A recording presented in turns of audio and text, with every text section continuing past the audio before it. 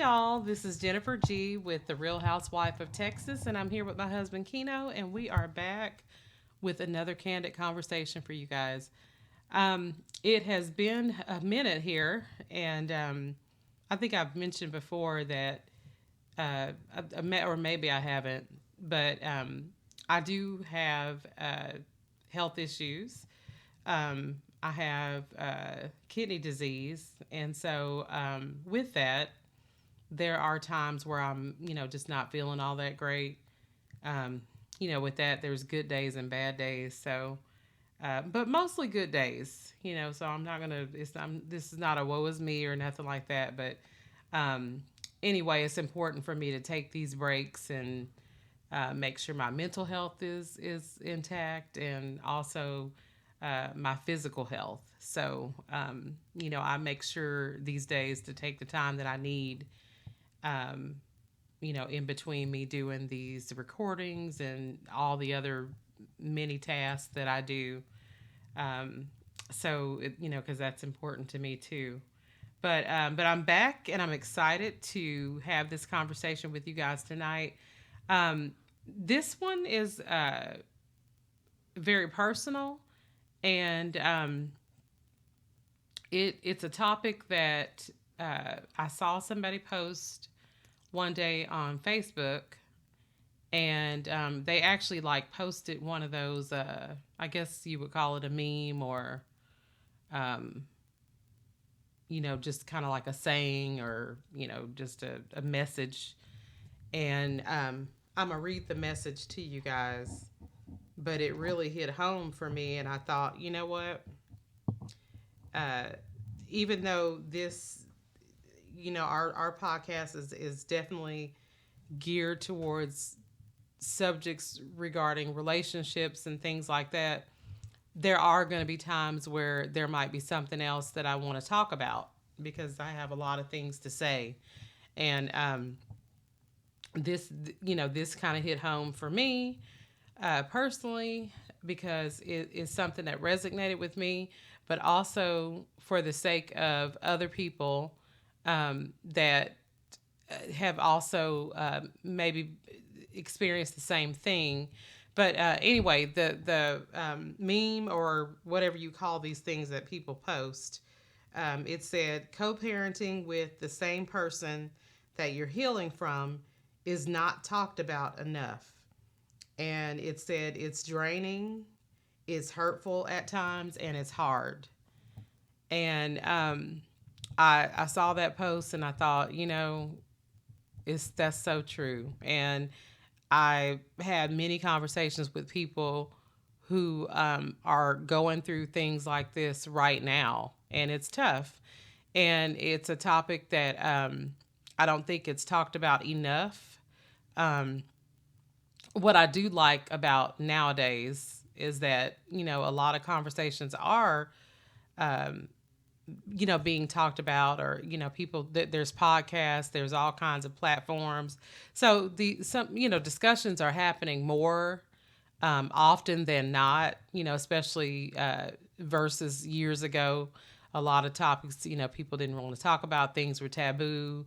So some of these things weren't discussed in rooms, and things like that. But now I think that more people are a little bit more open to talk about things, um, and also because we're all human, and everybody has experiences, and if you've had an experience that you could share to help someone else, I think that's just that's it's great, because that's what I aim for.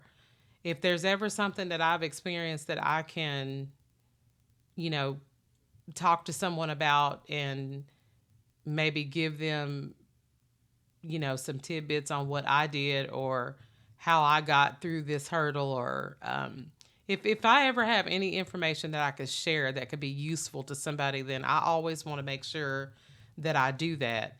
And it can sometimes be difficult. Sometimes it can be uncomfortable.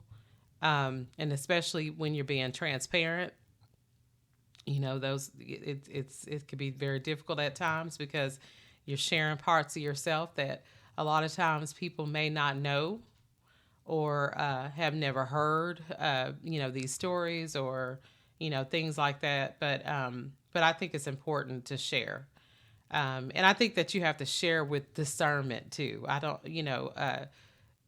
but people in my family know that I'm a person that's very open. I consider myself an open book for the most part. Um, you could always ask me something, and if you want to know something about me or my life, I don't mind sharing those things. But what I don't think people know about me, or that is not said enough from me to people, is that I do also know when to use discernment on when to say things and when not to. I don't always just open up about every single aspect of my life.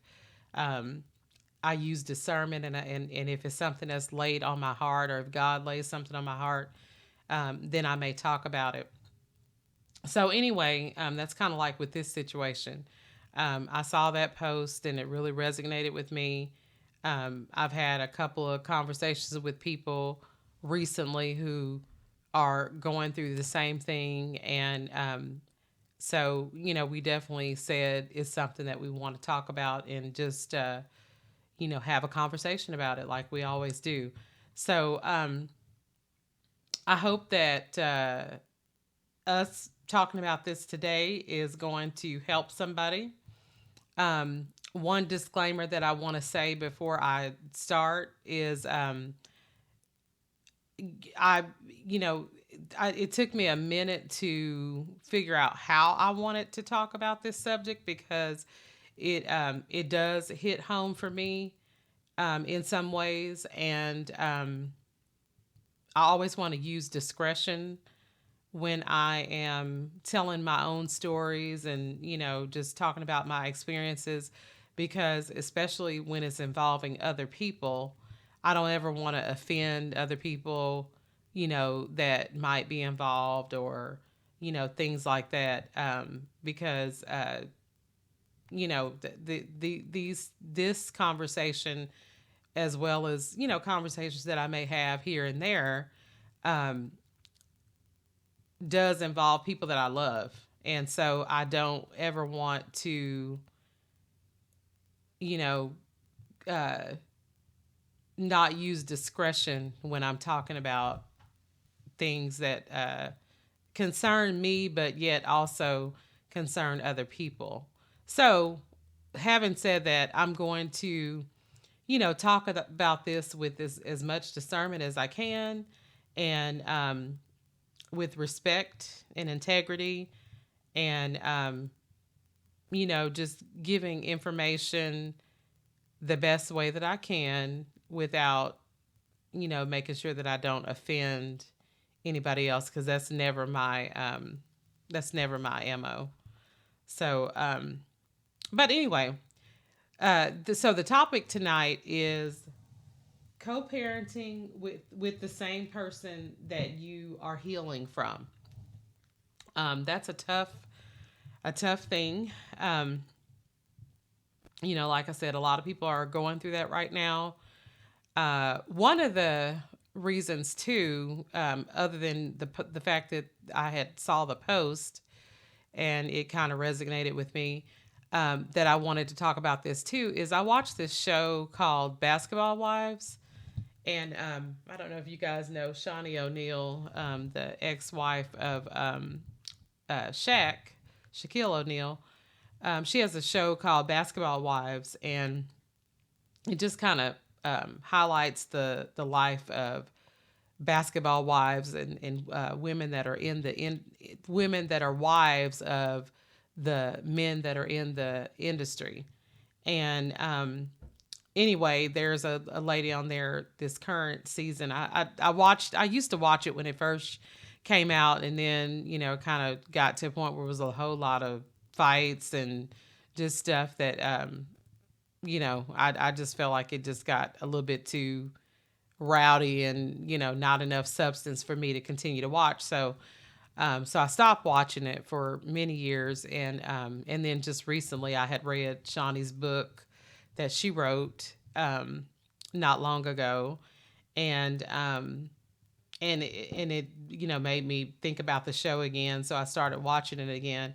And anyway, there's a girl on there. Her name is Brittany Renner, and she is the uh, baby mother, or child's mother of NBA player PJ Washington.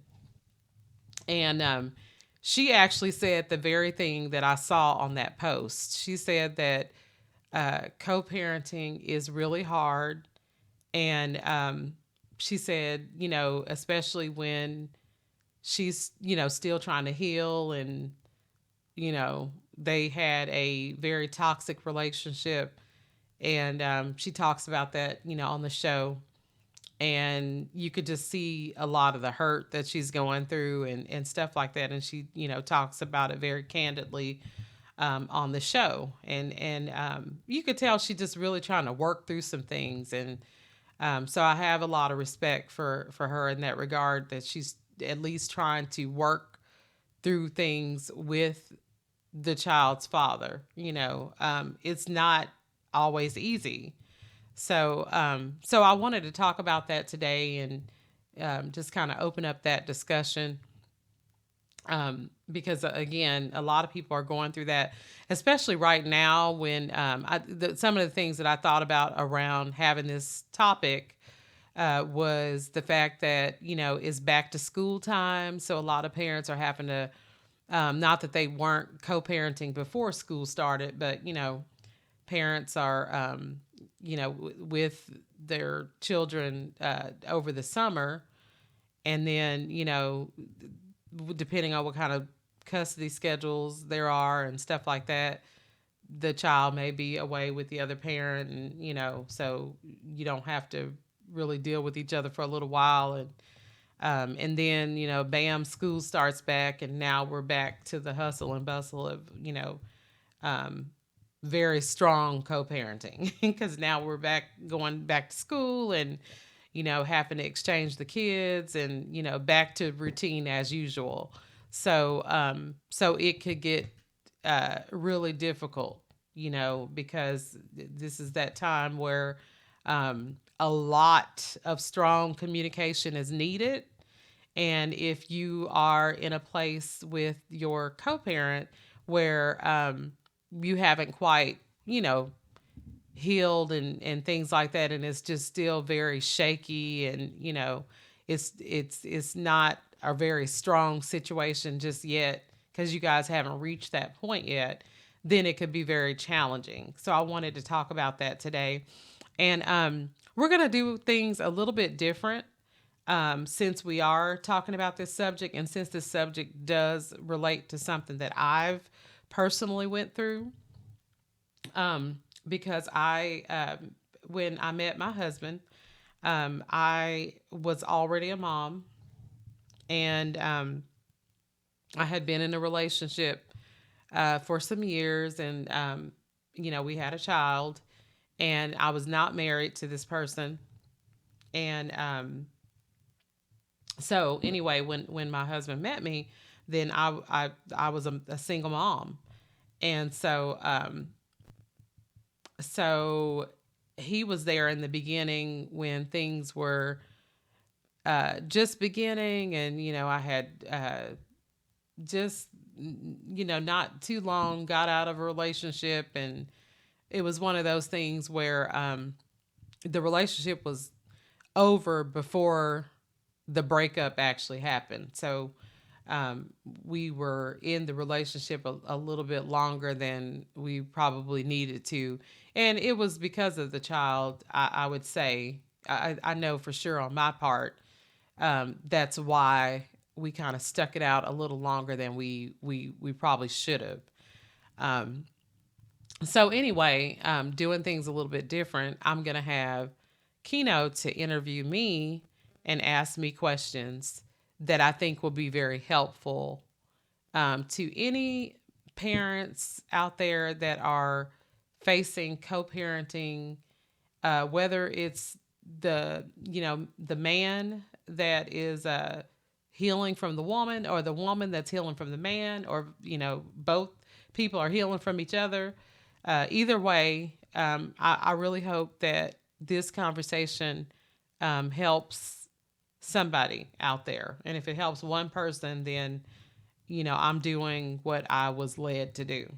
So anyway, Keno, I guess I'll let you kind of start, and then we'll just kind of, you know, Okay. Yeah. So just so you guys know, as always, you can always remember that these podcasts can be accessed at Spotify. I make sure to put them there where you can stream them, and then that way you don't have to be on YouTube. We do like it that if you at least go to YouTube and leave a like, because that brings attention to the channel. Um, and as she usually starts out with, she kind of just went right into talking about the subject at hand. But Jen is a dating expert. She's also a coaching expert, and also she has her CDA, which is her early childhood development. So she studies the psyche of kids, pretty much developmental skills from infant up to at least 5 years old. So one of the first questions I was going to ask her, because I'm spur of the moment kind of guy, I said, "So my first question: what are some of the things you faced in the beginning that made it challenging when it came to co-parenting?" um, so just to kind of give, I guess, a little backstory first, before I answer that question. Um, the person that I was with, that that's the father of my child. Um, we were we were really young, first of all, when we got together. So um, we're talking, basically kids out of high school. Just he'd been out of school. I was coming out of school.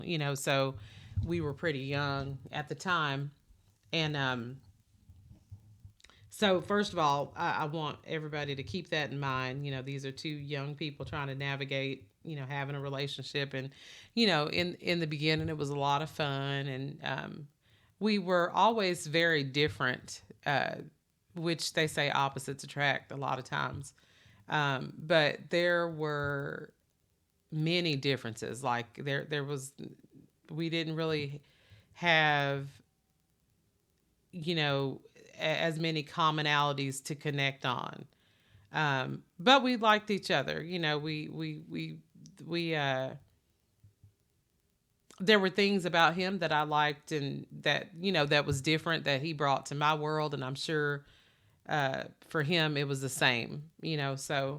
Um, so the initial connection that we had was a little bit different, because for one thing, like I said, you're young, so when you date, uh, as very very young adults, you date very different. The things that you're looking for is different. So I'm saying that to say, right off rip, we weren't, in my opinion, that compatible. So I think that was the first thing, is that I don't really feel that we were actually very compatible. We liked each other, but the compatibility probably just never really was there. The things that I would normally look for in somebody, um, those qualities, it was different. Probably the same thing I would say for him too. Maybe some of the qualities that he normally looked for, maybe I didn't have. So this was not necessarily two people that were together because we just found all these qualities in each other that we loved. You know. Um, so just to say that first, I wanted to make sure, kind of set this scenario up here. Um, but anyway, So, we're in a relationship, uh, having fun, again, two people that really, aren't really that compatible, but we like each other because there was things about him that I did like, um, and there's things about me that I'm sure that we discussed that we liked about each other. But again, just very different people. Um, so I don't think that he really understood me. And this is my opinion because these are conversations that we may have had at some point. I don't exactly remember all what was said or things like that very specifically, but um, I always felt like he didn't really understand who I was as a person. Um, and then I would say maybe the same thing on his part. I didn't really, um, really get who he was necessarily. But nonetheless, we were in a relationship, and we ended up, uh, getting pregnant. I was actually on the Depo-Provera shot at the time, and that's why I tell people all the time that those uh, shots and different some forms of birth control, they're not 100%. So I was one of those people that ended up getting pregnant, and I was on the Depo-Provera shot, so I got pregnant anyway. And so of course that was a surprise, you know, when we found that out. But we were happy. We were excited about being parents. At the same time, I would say I was very nervous because I was a little bit younger than him, and both of us were just kind of starting our lives. So um, we both were in a place where we're trying to figure things out and stuff like that. So throw having a child in there, it could get a bit complicated, and those situations make emotions run high anyway. And so, but we decided that we're going to move forward with having this child, and after having conversations and thinking about it and stuff like that, and we were still in a relationship at the time, so we were still together at the time. So it wasn't like we were two people that weren't together and trying to have this child. Um, so we were going to give the relationship a try, and especially making giving our best putting our best foot forward, for the sake of this kid, that we were, both excited to have. Like I said, at first, I probably was a little bit more apprehensive than he was. Again, he was a little bit older than me, so he probably was a little bit more. Uh, Neither one of us was really, just prepared, but because he was a little older, I think he was a little bit more prepared than me in my situation. So, anyway, so we decided we're gonna move in together. We're gonna have the baby, and and we were excited. We were excited. We were happy. That gave us something happy to exciting, and kind of happy to think about, and um, and then I'm trying to remember the question Keno asked me here. I kind of got So, lost guys, in the she story. famously has rambled on here. Um, I said, what was some of the things you faced in the beginning that made it challenging? I think she, in her own little way, she answered that question. So let's move on to the next question. And Well, wait a minute. I want to no, you tell you you. you hit it. You already hit what you already basically covered when you said your personalities were different. Yeah. Y'all had the right means about wanting to be together. Y'all just end up having a child together. So then now y'all both tried to come together for a common goal, which was raising a child. Right. But somewhere down the road, you start to realize, okay, our differences is too different. Yes, and that's the yeah, exactly. Thank So, you. so this is gonna, yeah, I already, like I said, You got to give the that audience, kickstart. yeah, the audience already got you at about 10 minutes. You're good. Um, so when did you know it was time to be in different homes? As far as you mean move apart? Exactly. Okay. Um so yeah, so kind of segueing from what I was talking about into that because we were young and because we, like I said, really weren't compatible. You know, the truth be told, that's really what it was. Um, then things started getting really difficult because you've got two people who are trying to navigate a relationship that, like I said, we go from having fun to now, we've got this child, and the main thing is that what we always were on the same page about was that we both love this kid so much. And so that was what connected us, if anything. And we both wanted to be good parents too. So those were some things that, connected us. But where it got to a point where we realized it's time to separate is because the relationship was very toxic. There was just a lot going on. Um, we really weren't seeing eye to eye on a lot of things. Um, our relationship goals were different. Um, I was looking to be in more of a committed relationship with, just one person. And, and as far as actions and things like that, it didn't really seem like that's exactly what he wanted. Or maybe he did want that, but again, because we were young, he wasn't quite ready for that type of relationship. So that was part of the issue there, But I mean, the bigger issue, even on top of that, was the fact that again, we just weren't even really compatible.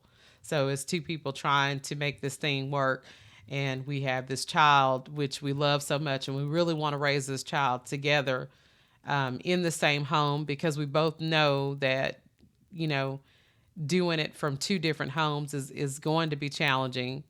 So we wanted to give it a fair shot. But again, the relationship just was really toxic, and it just got to a point where we weren't seeing eye to eye. There was a lot of arguments and fights that, you know, got to a point where it was not healthy. And there was a day that we just had a really big fight, and it just it got so out of control that it was just time to just say, you know, this is it. And that's what we did. I mean, at that point it was like, okay, it couldn't be any more obvious that that was what needed to happen. Okay. So we're going to move on to the next question.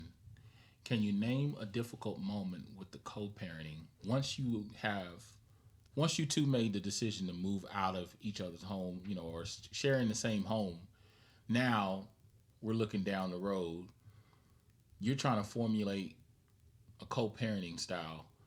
What were some difficulties with trying to form or formulate a co-parenting style? Because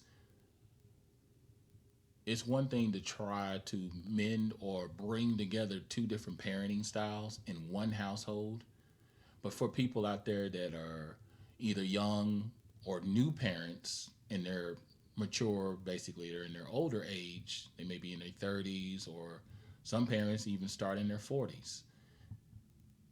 And unfortunately, they find that the relationship has come to a demise, and now they have to create a co-parenting style. What were some of the challenges, or if what was a difficult moment that you had with co-parenting? Um, a difficult moment that I had with co-parenting, or or you mean or just like challenge you just challenges with co-parenting? Can you um, look back when the you main challenges I think that most people have with co-parenting is communication. yeah Um, just to be parents, period. A lot of communication has to happen, and um, when you're in a situation where you're having conflict with the person that you are co-parenting with, going back to the subject that we're talking about, when you're co-parenting from somebody that you've got to heal from, because now you guys have had this, toxicity, or whatever your situation was that ended up ending the relationship, and then you guys having to go your separate ways, and um, dealing with the aftermath of all of that, as far as in from person to person, what that entailed could be very different. But I know that in my case, what we had to do was realize that what's more important than the issues that we had with each other is the love that we had for the child. And I just kind of fast forwarding a bit to later on in our co-parenting relationship. um if you had saw us, 15 years down the road from when you saw us in the beginning, it was completely different.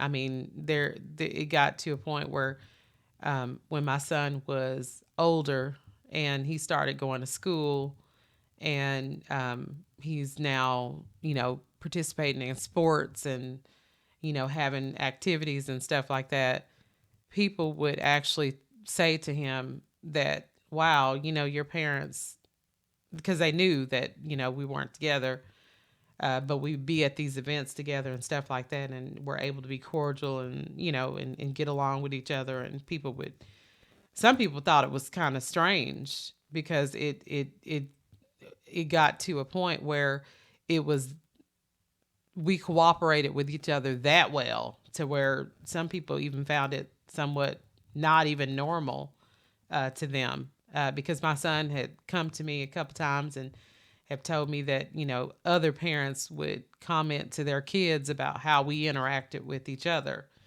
and which is a good thing, because what that shows is growth and maturity, and shows that after everything that we went through, we were able to come together and raise our son in a healthy environment, because we loved him so much. And that's what had to happen. What had to happen is that we had to focus more on the fact that we loved the child more than the issues that we had with each other. And before I even decided to talk about this today, I had, you know, looked up some other articles, and just, was doing some research and looking at material talking about the same subject. And one of the things that I found when I was, kind of looking for information and stuff like that, was some tidbits on what it was saying that you can do when you are co-parenting, and when you're co-parenting and trying to heal. Um, One of the main things is that, first of all, you have to come to terms with the fact that whatever you guys went through, you went through, you know. Um, and you got to get past that part. So what that means is that you got to deal with whatever hurt there was, and there has to be acceptance of the situation. Okay, so what that means is that you accept the fact that whatever happened happened, and we've got to put that in the past now. And now we have to figure out new healthy ways to move forward. And if you're a mature couple of people, then you'll figure out the best way to do that. And that's what we both did on in our own separate ways. Um, I know for myself, I had to do things to heal, and um, I relied a lot on prayer and talked to a couple of.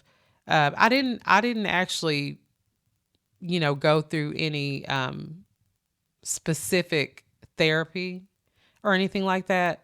At not at that time. When we first broke up and stuff like that, I didn't even really even know at that time to really do that. But what I did do was talk to a couple of I would say people that gave me spiritual guidance, people that were in my corner that I talked to a lot and had a lot of respect for. Um, and I would consider to be, um, somebody that gave me some spiritual guidance. And one of those people was my aunt, and she just told me that, just the things that you do need to heal from, just pray about those things. And, um, you know, look forward to your future, and what you want going forward, and begin to pray about that. Like, be very specific about, okay, so these things happen. Going forward, this is what I want my relationship to look like going forward. So, and this is what I want my co-parenting relationship to look like going forward. And so I started praying about those things, because I did grow up in a Christian household, and I did know to pray, and that's where I find peace at. So I was doing those things, and so again, some of those steps is going through the acceptance of the fact that you know things didn't work out. You guys, okay, so now that you weren't meant to be together as a couple, but you can have a healthy relationship, co-parenting and raising the child. And again, the main focus with that is that you've got to remember the reason, and the reason is the child. The reason is the love for the child that you have. You have to love that child more than whatever you guys are going through. And it doesn't mean that you forget about what you've went through, because that would be difficult too, to be able to move forward if you don't deal with what you've went through in the past. So it doesn't mean just like, you know, try to forget about what all happened and stuff like that. It just means that your focus is different. You deal with what you've been through, but then also you look forward to the future and how you're going to navigate things going forward. And that's what we both did. All right, so we're going to shift a little bit, and we're going to try to make this next question a little bit personal, besides what you've already been transparent about. But how did you guys handle birthdays, holidays, vacations? What kind of plans did you guys strategize and come up with? Because being the guy in the middle of the triangle is what I like to call it. Because we did do some triangle parenting, pretty much. But to help out other people that may need a strategize, or to strategize or come up with a plan, how did you guys handle holidays, birthdays, and vacations? So what's funny is that we really didn't really um we never really necessarily just like sat down and had like this family meeting and said, okay, No. going forward, this is all what we're going to do. Right. We really kind of just went, Played it by ear, yeah, we almost. navigated things as things came up. Yeah. But what we were really good about though is communicating. As we got older. As we grew and we got older and matured, the communication got, I think, Better. a lot easier and better, Right. To the point where I would see, okay, I'm not doing something this weekend, even though it's close to Tori's birthday or whatever. And he would probably say, "Oh, I don't have nothing planned. Do y'all got something to plan? Y'all got something planned?" Jen would be like, "Well, I'm thinking we should do something at this location," and we all would either agree or disagree when it would come to his birthdays. And then holidays were kind of switched. Birthdays, for the most part, we would come together and work out a plan of how we would pay it out, splitting it up and stuff like that. So, and if we wanted to do two birthdays, we could kind of feel the shift. Like, okay, and it wasn't more so in a negative way. It was more so that was just kind of what was going on at that time. Because eventually he moved on and he got into a relationship. So now your circle gets bigger on your side.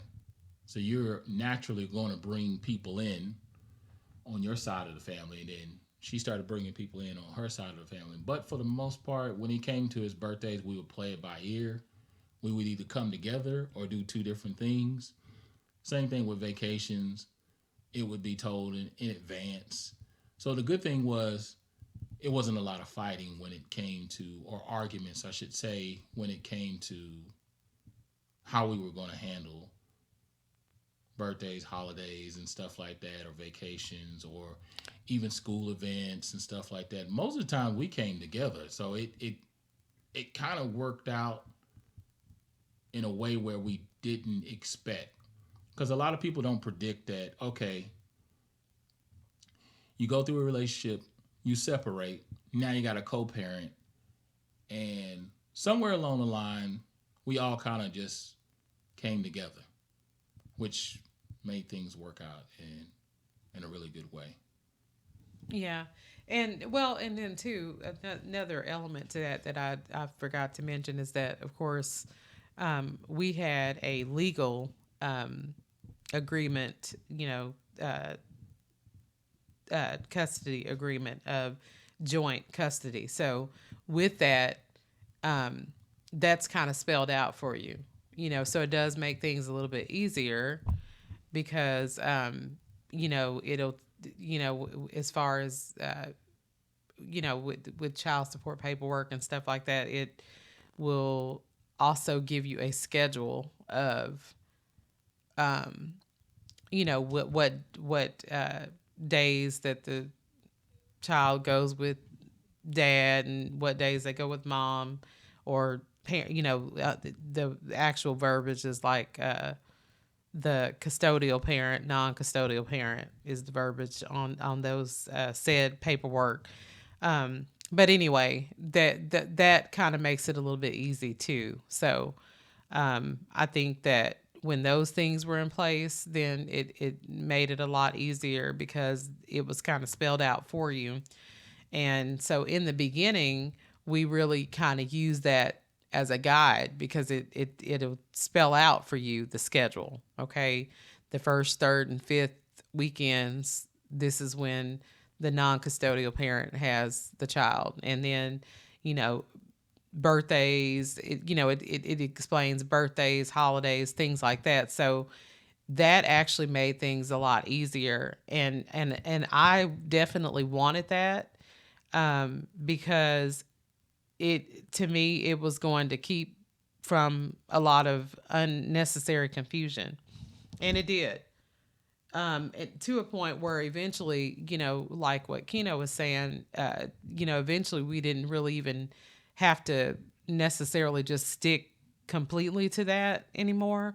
I think that it's helpful, especially in the beginning when you guys are first starting a co-parenting relationship, and if you are, and if child support is involved, um, then I think that those schedules do make it a little easier, because it does keep down a lot of the confusion because things are spelled out. So, there's no reason or any room for arguments and things like that unnecessarily when you already have everything kind of spelled out. And I'm kind of a policies type person anyway by nature. So I like when there are guidelines that are already set. So for me, that was always great, because then it, again, the confusion, it didn't have to be there. And then eventually what happens is that, you guys learn on your own, how to kind of deviate from those schedules, and communicate to a point where, you're able to make other plans. If the child has an extra curricular activity that, the other parent wants to take them to, or if they have a birthday party or something that's on a weekend that's not your weekend, or their weekend, I'm sorry, then they can call you and say, hey, I've got this birthday party I want to take them to. Can I pick them up at this time? And so it got to be like that, in our relationship. So, so we were able to just communicate, and and be at a healthy place, to where we can communicate and make those decisions and do it together. So, the good thing to know is that even when you do have a difficult relationship, the two people, um,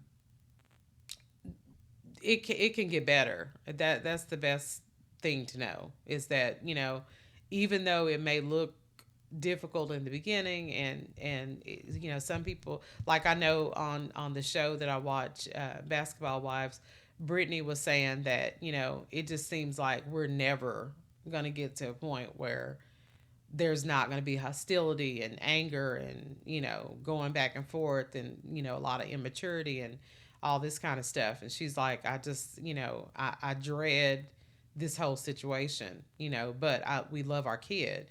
And so you have to know that it will get better, but you two people have to be bigger than the situation. You have to be able to, um, first of all, get past some of the ego, because that can be there too.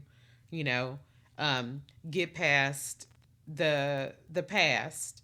The things that happen, and that's another thing that I see a lot, that I would have to say, um, can also be an issue, is a lot of times in these situations, people are so hyper focused on what went wrong in the relationship, that they're not focused on, what they need to do for the child.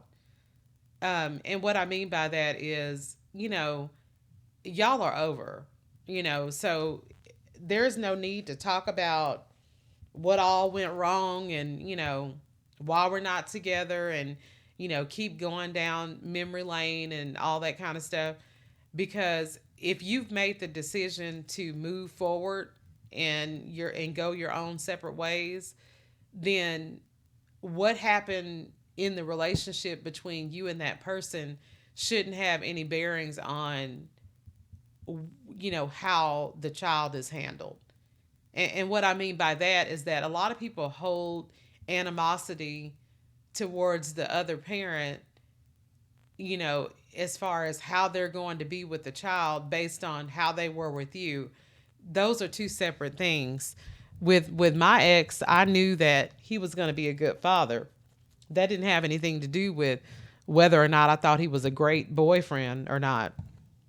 you know, so those feelings have to be separate. And I think I think that's one of the biggest issues that people have, is that, they're not separating the two. And I'm gonna have to say that, I guess, being in the relationship field and also having worked in, early childhood field as well in my early career, I saw this a lot. And I would have to say that I can kind of stand on my 10 toes and say that I more so saw this with women than I did with men. A lot of time, and I think it's because women, were very emotional. And I'm not talking about, myself, because I feel like me personally, I tried to do my best to separate those two things. How I felt about him, I didn't really carry that into how I felt about him being a father, because that was two completely separate things. Whatever issues I had with him in regards to our relationship and how things went was, separate. When it came to the business of, my son, and what type of father he was, that was completely separate. He was a great dad, and so those things were separate. But what I would always see a lot is, women, again, we're emotional creatures. And so a lot of times women don't know how to separate the two. And it's very important that you do that, because you can't take the feelings that you have towards the father, and mesh that together with how they're treating their kid. Because if they're doing a great job at being a dad, then how they treated you it's a separate thing. And I'm not saying that, because in some situations there may be other things that play a factor with that, like if there was abuse in the relationship, or if there was, you know um I don't know, abuse, or bigger situations going on, in the relationship, that were where safety was a concern. That's a little bit different as far as what I'm talking about. But in this case, what I'm mainly speaking on is just, being able to separate the emotions. How you feel about the person, relationship wise, versus how you feel about them as a parent. You should treat those two things separately. And I think if you could do that, then, those communications a lot of times could be a lot better. So, So I'm laughing because I look back on the history of now that we're much older and we're able to look back and say, okay, yeah, we handled, I believe for the most part, we handled the parenting style, co-parenting, as best as we could with what we had. And then as what we did that was mature is that each year we got better. We learned from mistakes and we begin to grow and understand. So one of my last questions, how would you explain to a child about growing up in two different homes? Because kids will see, and I even watched something recently where they were saying that there's a difference when a child is raised separate from the home versus in the home and see their actual parents. It was one thing for the child to see us uh, maturing in our marriage, but it's different when they see their biological, I should say. So, how would you explain to a child about the dynamics of a two-parent home? um, well, I'm elaborate on that just a bit So, of what explain. what you're meaning. So, you was drinking your drink, so I had to let you do that. how do you explain why to a child why they have to grow up in a two-parent home or a different home from the one that they live in with their mom, or because in some situations the dad is the sole heir of the kid or whatever you want to call it. So The how do you custodial explain parent, you mean? custodial parent? So how do you explain to a child about having to grow up in two different homes? Oh, okay. Um, well, in our case, um, You don't even have to name our case. You could just say, just even well, I'm gonna say our case because I mean, I guess I'm making it personal of what I actually did, but uh, I think you just have to sit them down, and it depends on what age they are when you're talking to them, but just first of all, make sure that they understand that they're loved in both homes, um, and I take the approach of just being real, with my child and just explain that, you have your biological father who helped make you, create you. And that's your dad, and that's why he's your dad. And then, in our case, he has now a stepfather too. So I would explain to him that, and Keno is your dad because he's helping to raise you with me. So, and my son was really smart. So, it didn't take much to explain those dynamics to him, and I think you have to revisit that conversation as they get older and have more questions about that. But uh, I just think, you just be honest with them and just let them know what the situation is. You know, um, there was a time where, you know, we loved each other and we were in a relationship together, but that didn't work out. yeah, But we had you, and we were so glad to have you. And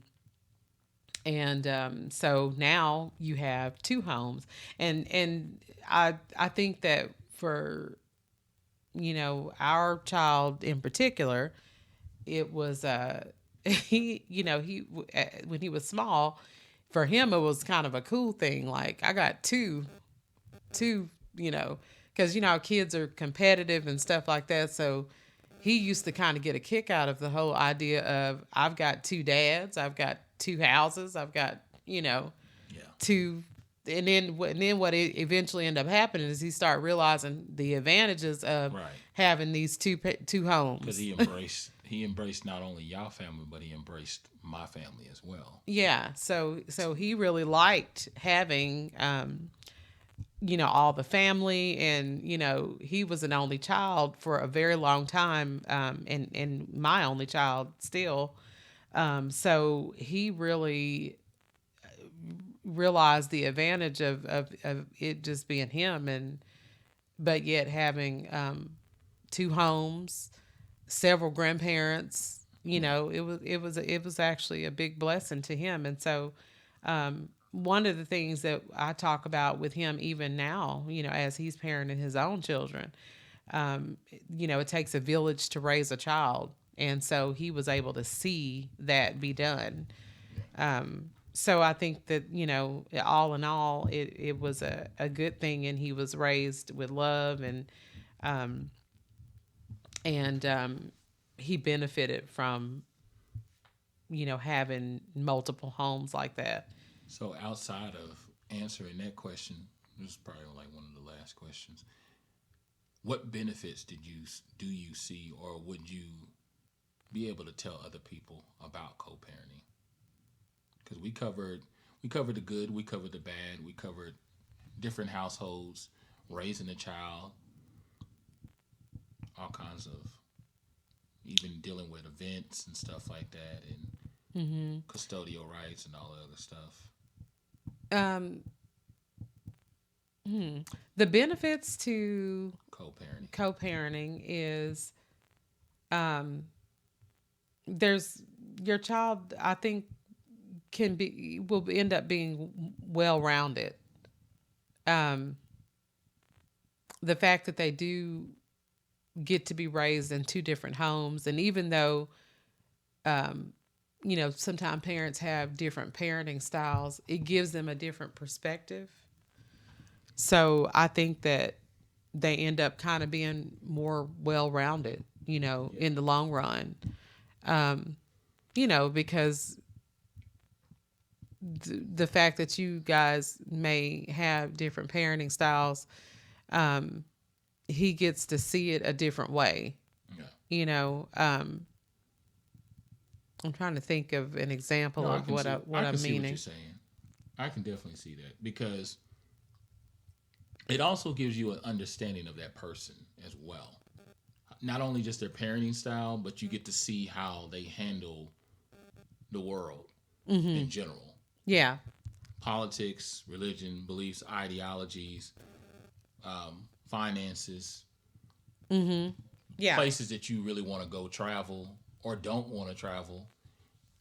They begin to learn how you keep your home, the structural way that you keep your home. Do you like it clean? Do you like it mid? Or you just dirty, low key? Um, yeah, we had this. We don't had this conversation Yeah, they do, recently, even and recently. that's what I was meaning, like Like about even the way he perspective. keeps his house is because he saw how how we keep our house even today. Not that his dad didn't keep a clean house. It was the style, feng shui, the way we set it up. It brought a different because Jen's really good at interior design. Okay, so she's good at a lot of things. Let's just say that. But she's really Thank you. excellent. Honestly, she's really excellent at interior designing, and she broke it down for me because I'm such a visual person. I was able to understand. She said, I take the biggest piece and I work my way out.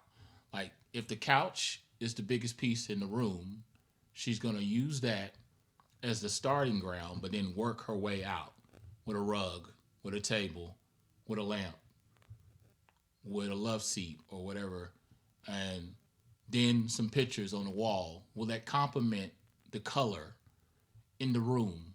Will it accent, you know, even the way she puts the pictures up is under a certain color or a certain style or a certain way, but it's because when you walk into the room, it's a certain way that you're supposed to be able to see things.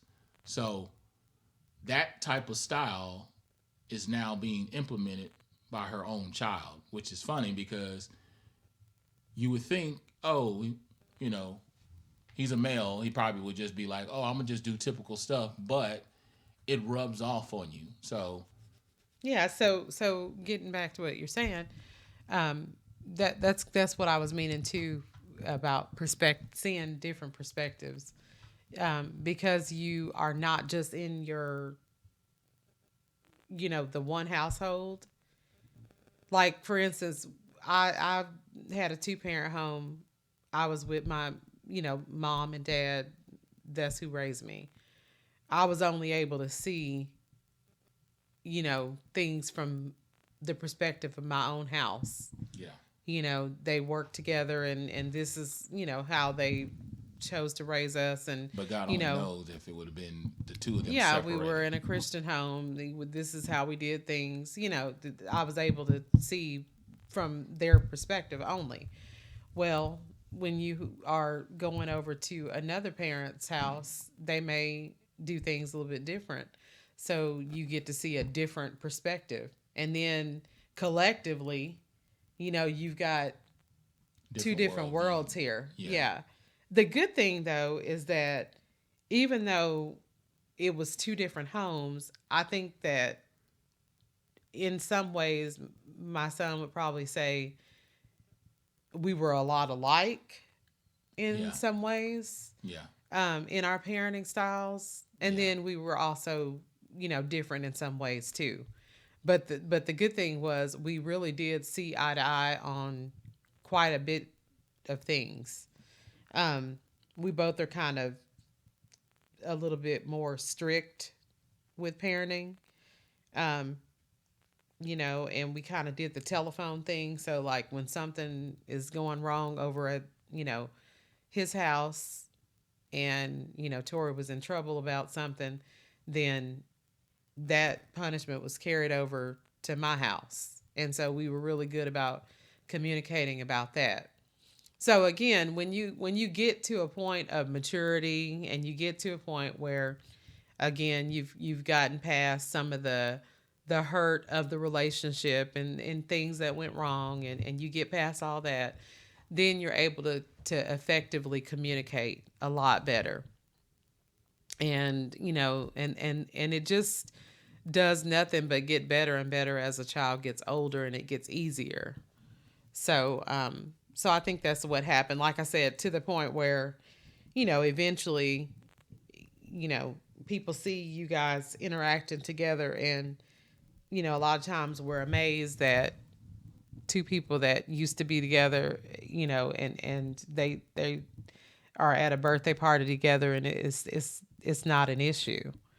And and so it can get better, but you do have to go through those stages. You first of all, like I said, got to go through the acceptance.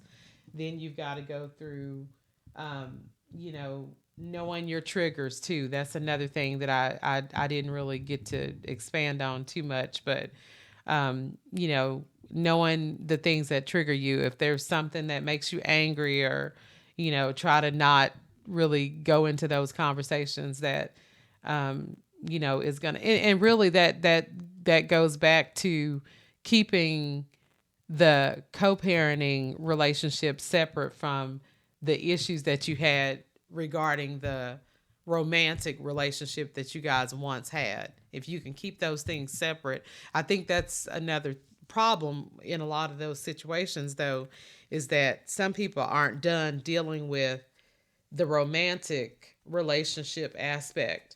Once you get out of that, then you're able to move forward and be better co-parenters, when that's the only focus is you co-parenting the child. So so that's important too. But all in all, I hope that this conversation really helped people out there. Again, know that things can get better, but the main focus has got to be the child, and that's got to always kind of be the center of you all's focus. And if that could be the center, then I think that a lot of the other things will, I'm not going to say they're going to work itself out. I mean, because it takes the work to do to make it better, but you can definitely grow. And as you grow and mature and communicate better, then it gets to be easier. So,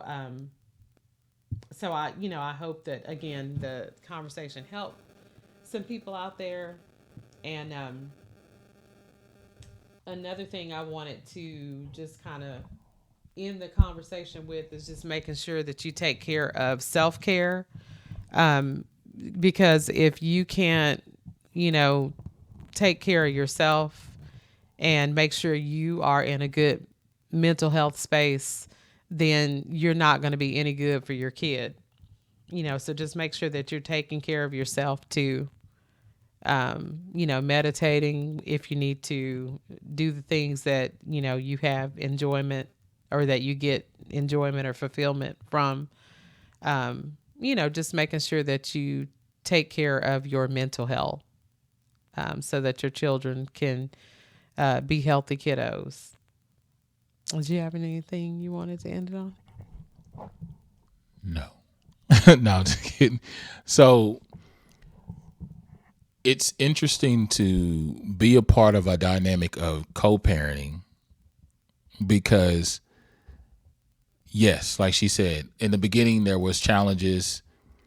I felt like I was coming into something that had already started, as far as it already had been a year that Tori was born when I came in, but immediately got right into dad mode. It was not a question. It was more so catching up and learning how to understand these two different personalities who were somewhat similar, but definitely had some difficulties and definitely had some differences. and then trying to find my way in the midst of it as well. And then all three of us, for a long time, having to work together, depending on what may have been going on. It was a lot of fluidity as far as one person may have felt like, oh, I'm strong about wanting to do this. I don't want to do this. And this is where I want to have the event at, or I don't feel like I'm being heard, or this, no, you're not understanding what I'm saying. So it was a lot of, like you said, trial and error, understanding, learning to communicate, finding each other's way and style to the point, like she said, if you fast forward now, we're looking at our youngest grandchild first birthday and we're all able to be in the same room together with no issues. He's in the same room with his wife. We're in the same room together, all of us under one roof, and there's no separation, there's no difficulties. And it's really a beautiful thing because that's what those I kids wasn't done deserve. talking, but because I'm saying letting you talk, boosh noosk. Um, yeah. So honestly, co-parenting, like she said, co-parenting and healing. I think it's a process because even though they had their difficulties in the beginning, the real healing is more so just even stuff that even proceeded. It was before y'all even got together. It's like, did that person have stuff they needed to heal through more so than you? And I tell people this a lot. I said, and this is just kind of dropping in on the dating, but the dating kind of goes into why co-parenting can be difficult. Because when you're dating someone, I tell people this, you're not really dating them yet until they've been healed. Then you get to see who they are. And like you said, like she said, after all that healing and all the hurdles that they've gotten over, you come to find out we weren't compatible anyway, and we wouldn't have been able to mend that fence, meaning we wouldn't have been able to come back together. Like some people will be separated for years and then they want to get back together because they think they're going to get back with that person they were with when they first had their child. Well, there's a lot of evolutional changes that has happened because once a person's been healed, they're not going to operate out of trauma anymore. They're not going to respond with a defense. They're a little bit more sound, and they come to find out certain things that they thought was interesting is no longer interesting. So you will see that too. You will see that dynamic happen where people think, oh, we love our kids so much, let's give it a second try. Let's try to come back together. But all in all, to circle back to what she originally was saying, I understand that. I feel like co-parenting has its benefits. It definitely does. But you got to be willing to do the work. Yes, that's the main thing. If you don't do the work, it will look like what we see on TV that's overly exaggerated, that we call a hot stinking mess. And people are yelling at each other from balconies and from police cars and, the over exaggerated stuff. But that's really just two immature people at the end of the day. Yeah. And you have to just buckle down and say, okay, like she said from the beginning, and even in the middle and even now, making the main thing, which is the child, and keep that the focal point, which for the most part, I say 80 to 90%, we kept him the focal point, and that's why we were able to go to games together. A lot of Tori's games, even in kindergarten, we were all there, whether it was all three of us, his parents, her parents, our family members, in-laws, whatever, everyone could be there to celebrate together because a lot of the nonsense had already been weeded out. So, yeah. And kids are better because of it because, when you have a function and family like that, it takes the stress off the child. And they don't have to be stressed out about birthday parties or having to get this person together with this person and are they going to get along, and I never wanted my kid to have to go through those things. When he had a birthday party, I wanted him to be able to just focus on the fun that he's going to have at the birthday party and, invite whoever you want to be there, and you don't have to worry about who's getting along or who's not getting along. And sometimes, just out of, even out of kids' own, I guess, just their own, anxieties or whatever. Sometimes even if the parents do get along, sometimes it's just uncomfortable for kids to see their two parents that once were together be together in the same space. Sometimes it just makes it uncomfortable for the child, period, whether the parents get along or not, and I understand that too. But the kids are better for it if you guys can learn to exist, with each other. Um, and I think, and here's my tidbit. What I think too is that a lot of times when there's conflict, when there's constant conflict, with the parents, a lot of times that's because there's still feelings involved. I feel like when feelings are no longer involved, there's no reason to have conflict. I mean, it's just really as simple as that. Like when you're not worried about each other and what each other's doing, and is he picking up my child with this woman in the car, or or whatever the case is, if when jealousy is involved, and all those things, because you guys are still not past, like I said, the romantic part of the relationship, then that's where a lot of the conflict is. And I think that once you get past a lot of that, then that's where the communication gets better and things get easier. So I think that was also what benefited us, is the fact that once we realize, we're not each other's person, and it's just as simple as that, then there was no need for conflict, because now we're just coming together for the common ground of, taking care of the child, and doing what's best for the child. So so anyway, again, I hope this helps somebody out there. Even if it helped one person, then we did a good job today, because it was a difficult conversation. Because like I said, I don't ever want to have conversations that make other people uncomfortable, in me telling my own story, or sharing my own information. Um, but like I said, I try to do those things with love and tact, and keeping people in consideration when talking about these types of sensitive subjects. But thank you so much for listening today. I do have a announcement that I want to give. I want to make sure that if ever I need to give a shout out or something like that, if people have businesses or things like that they want us to broadcast, because we do have somewhat of a platform here, a growing platform that is, then I want to make sure that I do that. And I promised a friend of mine that I would give some space on here to talk about the services that they offer at the restaurant that she works for. She is a event coordinator at a restaurant called Farino's Winery and Cafe. It's actually in Granbury. They have wonderful Italian cuisine. And again, she's the event coordinator there.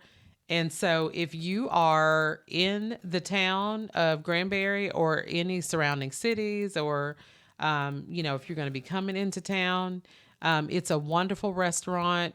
There are several rooms that you can have events in, whether it's a birthday celebration or a special occasion.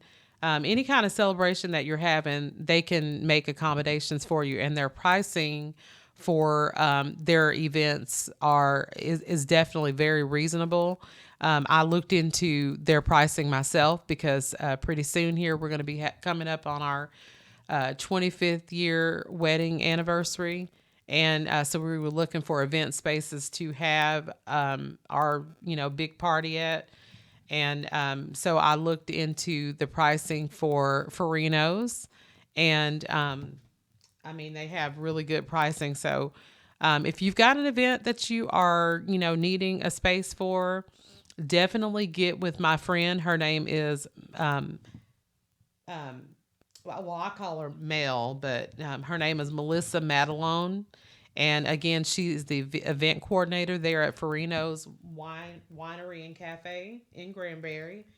They do have a location also in Grapevine, but the one that she's at, and she's absolutely awesome, is the one that's in Granbury.